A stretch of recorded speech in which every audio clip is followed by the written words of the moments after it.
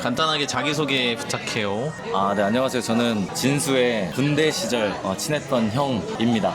무슨 일 하는지 좀. 저는 지금은 의료 IT 회사에서 이제 AI 엔지니어로 근무를 하고 있습니다. 지금 우리가 흔히 생각하는 어떤 AI 서비스들, 그런 상품들, 그런 것들을 만드는 사람이라고 생각하면 되고, 그거를 본격적으로 뭔가 프로덕트처럼 내놓은 게 어떻게 보면 감마 AI 막 이런 것들이, 감마 AI? 뭐 PPT 만들어주는 감마 AI, 뭐 GPT도 그렇고, 그런 거. 네. 그런 것들처럼 이제 AI 서비스를 어느 회사 내부에서 이제 만들어내는 그런 사람이라고 생각하면 됩니다. 그러니까 그냥 개발자 중에 이렇게 뭐 진로가 뭐뭐 있는지 좀 알려줄 수 있어? 그러니까 뭔지를 아예 감을 못 잡겠네. 사실 시대가 너무 많이 바뀌다 보니까 이제 막 그 경계선이 어느 정도 허물어지고 있는 상황이긴 한데, 일단은 우리가 흔히 그 화면단에서 어떤 걸 클릭하면 어디로 넘어가고 이런 걸 보여주는 걸 만드는 사람이 이제 그 프론트엔드라고 하지. 이제 앞단을 얘기하고, 그 뒷단에서 어떤 걸 클릭했을 때 데이터를 어떻게 끌어오고 어떤 계산을 만들어낸다, 이런 것들을 만드는 사람이 이제 백엔드라고 생각을 하면 돼. 근데 이제 AI 엔지니어는 그런 백엔드 안에서도 AI를 이용한 어떤 백엔드 기능을 만들어낸다라고 생각하면 돼. 뭐 쉽게 얘기하면은 T맵을 열었을 때 예측 시간이 나오잖아. 그러면 그 예측 시간이 바로바로 뜨게 만드는 건 프론트엔드가 하는 일이지만, 그 안에서 예측을 해주는 그 기능을 이제 AI 엔지니어가 만들고 백엔드한테 넘기고, 백엔드는 프론트에 넘겨서 이제 T맵에서 보여주는 그런 거라고 생각하면 돼요. 다음 질문은 직업적으로든 직무적으로든 장단점에 대해서 장점부터 한번 말해볼까? 장점은 그래도 요즘 시대에 좀 핫한 직업이긴 하지. 그래서 많이들 생각을 하고 있고, 그리고 실제로도 우리는 그 모델들이 다 어떻게 적용되어 있고 어떤 식으로 되어 있는지를 알고 보니까 뭐 좀 새로 나오는 어떤 상품들에 대해서도 연구를 또 해볼 수 있고 계속해서 공부해 나갈 그런 건덕지들이 많다. 단점은 장점은 그게 끝이야? 그거밖에 없어. 오케이. 그리고 단점은 이제 없어질 수 있다. 개발자는 곧 다 없어질 거다. 왜? 아이러니하게도 그 AI 엔지니어들이 만든 서비스들이 이제 다 대체하기 시작했고, 실제로 난 대체하고 있다고 보거든. 갑자기 막 드라마틱하게 모두를 대체하겠습니다, AI가 대신 말이죠, 이런 게 아니라 그냥 그 지표만 봐도 알 수 있어. 10명이 하던 일을 혼자 할 수 있게 된 것부터가 이미 AI 툴을 이용을 해서 혼자 할 수 있는 거잖아. 당장 나도 내가 AI 엔지니어지만 풀스택 엔지니어처럼 하고 있어. 왜냐? 나는 커서와 뭐 클라인이라는 여러 가지 AI 코딩 그 보조 툴이 있는데, 이거를 이용을 하면 나는 어쨌건 코드를 다 이해하니까 너가 대신 짜, 그리고 내가 그 구조는 만들어 놓을 거야, 이런 식으로 돼버리는 거지. 그러니까 개발자들이 필요 없어지는 시대는 점점 오고, AI 엔지니어도 곧 필요 없지 않을까 하는 생각이 들어. 우리나라는 그나마 발전이 더뎌가지고, 그래? 미국에 비해서, 미국과 중국에 미국? 비해서 굉장히 AI 쪽으로는 더뎌. 그리고 우리나라는 해고에 자유롭지 않으니까 그나마 다행인데, 미국 같은 경우는 이미 구글이 절반을 해고했고, 메타에서도 해고를 얼마나 많이 했는지 몰라. 개발자들이 더 이상 살아가기 어려운 시대가 왔다. 그냥 자기가 프론트엔드 엔지니어다, 백엔드 엔지니어다. 솔직히 조심스럽긴 하거든, 이런 말이. 근데 그 엔지니어링만으로 살아남을 생각은 이제 못하는 거지. 더 많은 걸 할 줄 알아야 되고, 혼자서 더 많은 생산성을 높여야 시장에서 살아남을 수 있다.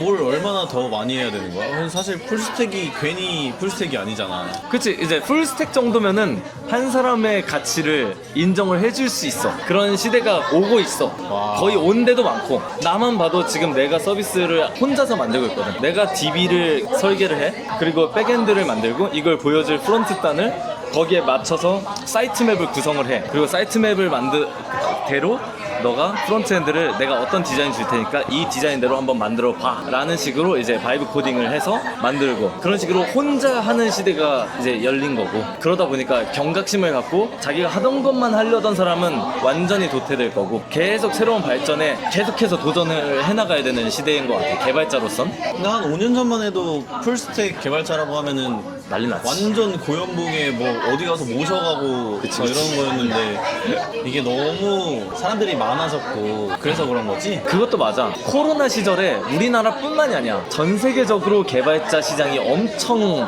붐이 됐어. 모든 개발자 시장은 다 미국을 따라가. 미국이 먼저 부트캠프 같은 걸 열어서 코로나 시절에 엄청 개발자 양성을 많이 했는데 그걸 똑같이 우리나라에서도 따라했어. 그래서 많아졌었고 실제로 미국에서도 개발자가 너무 많은데 이제 사실 그 정도의 가치가 아닌 거잖아. 너무 많으니까 잘하는 사람도 너무 많고 그러니까 이제 자르기 시작한 거고 그걸 똑같이 우리나라도 따라갈 것이다 라고 예측을 하는 거지. 그 AI의 발전이 1인 기업한테는 좋을 수 있어. 그러긴 좀 눈에 띄어있는 사장님이라면은 이런 걸 쓸 줄 아는 게 이 사업 아이템에 대해서 이 인더스트리에 대해서 잘 알고 있는 사람인데 나는 도구도 써서 내가 뭔가를 만들 수도 있는 사람이야. 개발자가 뭐야? 무에서 유를 만들기 때문에 되게 중요한 사람이었던 건데 이제 그거를 일반 사람도 할 수 있다라는 거지. 개발자들이 만들어낸 툴 덕분에. 그렇지. 그러니까 참 아이러니해. 어떻게 이제? 개발자 너드남으로서 그냥 살아가는 게 아직까지는 그래도 괜찮아. 막 컴퓨팅 시스템 그 내부적인 것까지 어떤 프로토콜을 정하는 것까지의 그런 내용들은 AI가 완벽하게 숙지를 못했어. 그래서 그런 것들은 아는 사람이 그 내부를 손봐줘야 되는 정도야. 근데 이제 사실 얼마 안 남은 거잖아. 그러니까 거기에 대비는 해야 된다라는 거지. 이 개발자 하시는 분들이. 그러면 개발자들도 어떻게 사업을 혼자 해야 되나? 그럴 수 있으면 좋지. 그래서 이제는 정말 여러 논문들에서도 얘기하는 게 이 협업을 잘하는 사람, 그리고 소통을 잘하는 사람, 그리고 조직을 다룰 수 있는 사람이 훨씬 더 AI 시대에 필요한 사람이라고 생각을 하는 거지. 그냥 너드처럼 소통도 안 하는데 대신 개발 개 잘해 이런 거는 더 이상 필요하지 않다라는 거지. 그런 시대가 왔다. 이거는 꼭 내보내줘. 내가 왜 토요일 일요일까지도 왜 공부를 해야 되냐. 우리는 살아남아야 돼. 살아남기 위해선 계속 공부하고 새로운 기술이 뭐가 나왔는지 알고 그 기술을 접목할 수 있는 사람이 그나마 이 개발자 시장에서 계속 살아남을 수 있는 사람이다 라고 생각하면 된다. 나는 매일같이 자급자족 내 연명을 하고 있다 라고 생각을 하는 거지. 근데 그냥 개발자면서 나 지금 연봉 꽤 받고 있는데 나는 여행도 다니고 내 취미생활 다 하고 이런 생각을 하고 있다? 이제는 살아남기 힘들다. 내가 감히 그렇게 얘기할 수 있다. 이런 얘기 들으니까 약간 그런 거네. 백조네, 백조.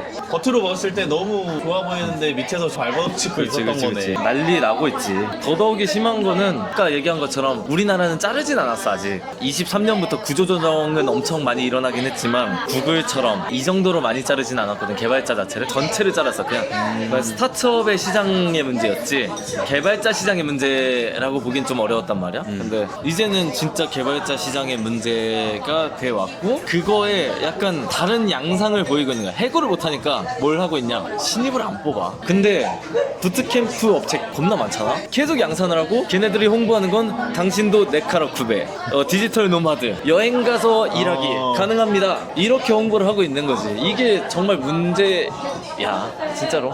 피해자를 아주 많이 양산하고 있군요. 지금도 계속 만들어지고 있고 사람들은 이제 거기에 혹해서 아니란 것도 알고 있지만 지금 일이 너무 싫어. 그래서 퇴사하고 이제 준비를 한단 말이야. 근데 나도 약간 그렇게 직무 전환을 한 입장에서 보면은 막 이렇게 얘기를 하는 게 너무 슬퍼. 스타트업에서는 그 신입을 뽑기에는 약간 리스크가 큰 경우가 있어. 물론 잘 되는 스타트업 같은 경우는 신입을 뽑아서 키우겠지만 바로 쓸 수 있는 사람이 필요할 거 아니야. 나는 좀 사람들도 다 어느 정도 이제 개발자라는 직업이 공급이 너무 많았고 그러다 보니 이제 좀 꺾였다고 생각을 했는데 아직도 그러는구나. 그치. 그래서 신입들이 만약에 지금 취업을 할 수 있는 곳이 하나라도 있다면 거긴 무조건 들어가야 된다. 이게 너무 뻔한 얘기일 수도 있겠지만 진짜 지금 시장은 완전히 그렇다. 아예 그 공고 찾는 것 자체가 어려울 거야.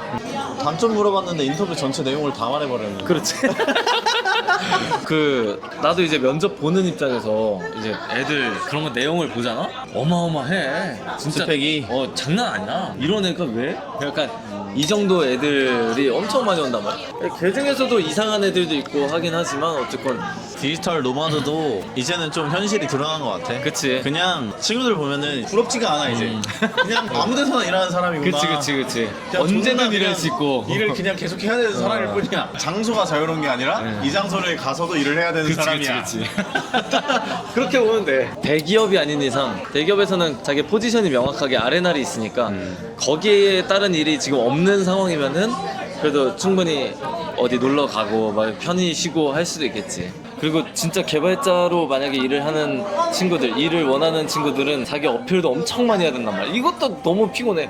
그러니까 완전 저 I인 친구들 혹은 SNS 안 해본 친구들은, 그러니까 내가 인스타를 하라는 건 아니야. 근데 링크드인 같은 거 엄청 인맥 관리도 해야 되고 이런 게 많은데 생각보다 할 일들이 많아. 그러면 마지막으로 대략적인 연봉에 대한 근데 이게 너무 다를 것 같긴 하지만 일단은 너가 말한 대로 진짜 천차만별이긴 하지만 대기업 같은 경우는 AI 엔지니어, 그냥 개발자 말고 AI 엔지니어 기준으로는 그래도 한 초봉이 5, 6천은 되는 것 같아. 그래서 5, 6천에서 시작을 해서 이제 4년차, 5년차 되면은 그래도 한 8천 정도까지는 찍는 것 같아. 나도 이제 이거 막 이런 거 하다 보니까 드는 얘기인데 AI 엔지니어라고 해가지고 뭐 다른 그러니까 문과적인 직무 뭐 예를 들어 마케팅 뭐 회계 뭐 이런 직무랑 별반 차이는 없는 것 같네.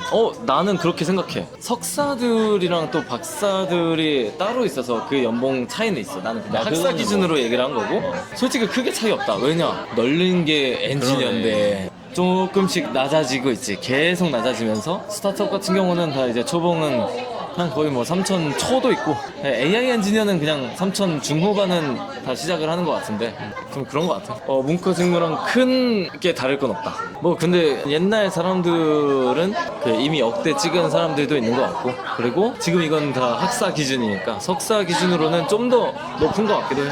그건 당연히 높겠지. 그렇지. 뭐 이미 어느 정도 얘기하긴 했지만 이런 쪽에 뜻이 있는 사람들한테 뭐 안 좋은 얘기더라도 한마디 해줘. 나는 뭐 해주고 싶은 얘기가 있긴 해. AI 엔지니어를 하고 싶다면 왜 하고 싶은지는 한번 생각해보고 그 외 안에 내가 공부하는 게 좋고 세상이 어떻게 발전되는지 알아가는 게 좋고 내가 어떤 뭔가 만들어가는 거 그리고 자동화 이런 거에 관심이 굉장히 많다. 그리고 내가 계속해서 공부하는 게 즐거운 사람이라면 나는 해야 된다고 봐. 그리고 일 개 잘할 거야, 그런 사람이라면. 근데 그게 아니라 편할 것 같아서 뭐 요즘 핫해서 이런 거면, 그런 사람이라면 어쨌건 이걸 준비하기 위해서 회사를 그만두고 뭔가 공부를 할 거잖아. 회사 그만둔 거를 개 후회할 거야. 그리고 뭐 또 1년 동안 취업 안 돼가지고 그냥 다시 난 원래 업계로 돌아갈게, 이런 사람들이 엄청 많아. 실제로. 실제로 뭐 많아.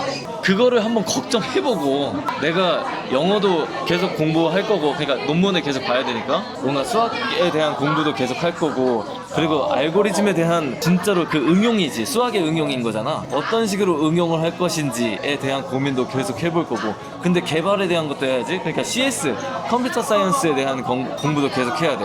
뭐 OS는 어떻게 돌아가고 있고 이런 것들을 자기가 공부할 생각이 있다. 그리고 이거를 이해하고 내가 여기에 전문가가 될 수 있겠다 라면은 그냥 막 하면 되지. 겁을 주는 게 아니라 그거를 해내야만 살아남을 수 있지. 나도 다 몰라 정확히는. 근데 하려고 공부는 계속 하고 있는 거지. 막 잘난 척한다 이런 거보다는 하려고 하는 의지라도 있으면은 나는 할 수 있다고 봐. 근데 그 의지도 없으면은 힘들지. 뭐 주말마다 솔직히 주말에 데이트 못할 확률이 높고 여행 가서도 공부하거나. 근데 그거를 자기가 원한다면 이렇게 하셔라. 녹록지 않다. 앞으로도 더 녹록지 않아질 거다. 앞으로는 더 힘들 거고. 왜냐, 그냥 PM들 비개발 직군이 아예 AI 툴만 가지고, 지금은 AI 엔지니어나 개발자들이 AI 툴을 가지고 코딩을 하지만 이제는 비개발자들이 코딩 없이 모든 서비스를 만들 수 있는 시대가 곧 올 거란 말이야. 그러면 나도 필요 없어져요. 그러니까 나도 이제는 계속 비즈니스적인 어떤 것들을 공부하고 있는 입장으로서 그렇게 계속 변화를 위해 나아가야 되는 거지. 지금 코딩 공부했다고 막 나는 공부 열심히 했다 이렇게 생각하는 사람은 진짜 그걸로는 부족하다. 그럼 사실 이제 진입 장벽이 너무 높네. 맞지. 그 기초부터 배워야 되는데 이제 그거를 따라가려고 하면 이제 너무 늦으니까. 그렇지.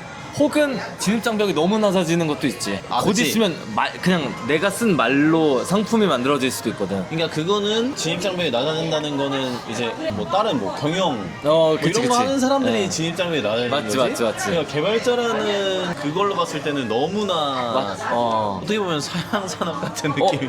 정확해. 사양 직업군이야. 그래서 곧 죽을 게 개발자라고 생각도 하고. 아니 진짜 아마 개발자들이 느끼고 있을지 모르겠지만 나는 이거는 내가 감히 얘기하자면 미래에 대한 생각을 하고 있는 개발자 분들이라면 나랑 똑같은 생각을 하고 있을 거라고 봐. 지금 곧 사양될 거라서 먹거리를 찾아야 돼. 그래도 이걸 가지고 우리가 뭘 할 수 있을지를 생각을 해봐야 되는 그런 거지. 다 했어? 많이 찍었다. 감사합니다. 네, 감사합니다.